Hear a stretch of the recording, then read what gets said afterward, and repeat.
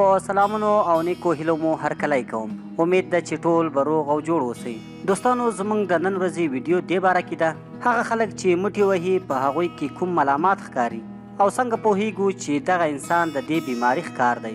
دوستانو دغه نښې او علامې په هغه خلکو کې راښکاري څوک چې ډیر زیات مټې وهي. دوستانو دغه کسانو تناسلي آله کمزوره او نری وي. د دغو خلکو په تناسلي آله کې د فشار قوت ډیر کم وي. د دغه ناروغ عضلات ډیر کمزوري ښکاري او ورځ په ورځ نري او مړاوي کیږي. د دغه بیماري ښکار ناروغ همیشه غمګین، بې همته او همیشه ډیر خفه ښکاري. د مخ رنګ یې ورځ تر بلې زیړیږي او سترګې پکې دننه ځي. د دغه بیماري ښکار مریض همیشه تنهایی خوښوي او هر وخت غواړي چې یوازې ځان ته واوسي او ورسره د احساس کمتري ښکار کیږي.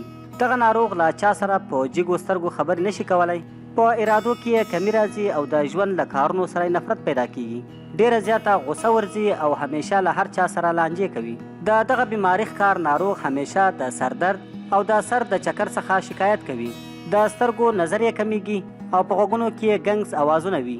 تشو میتیازو ته بار بار تګ او کله ناکله په میتیازو کې سوزش هم راځي.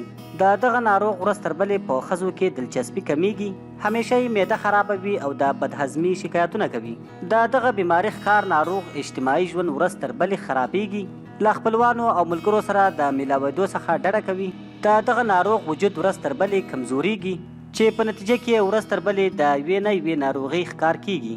الله تعالی دې موږ او تاسو ته توفیق راکړي چې د اسلام د مبارک دین د احکامو او شرایطو تر سیوري لاندې ژوند وکړو.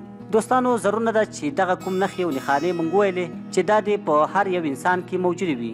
دا هغه علامات دي چې که څوک د لاس څخه کار اخلي او یا هم ډیر زیات مټې وهي نو د دغو یادو علاماتو د یوې نه یوې ښکار کیدی شي. دوستانو امید ده چې ویډیو به مو خوښه شوې وي. که مو خوښه شوې وي نو لایک یې کړئ، شیر یې کړئ او د نورو داسې معلوماتي او ګټورو ویډیوګانو لپاره پښتون ټایم چینل همدا اوس سبسکرایب کړئ. تر بلې ویډیو مو په لوی او بخښونکي رب سپارم.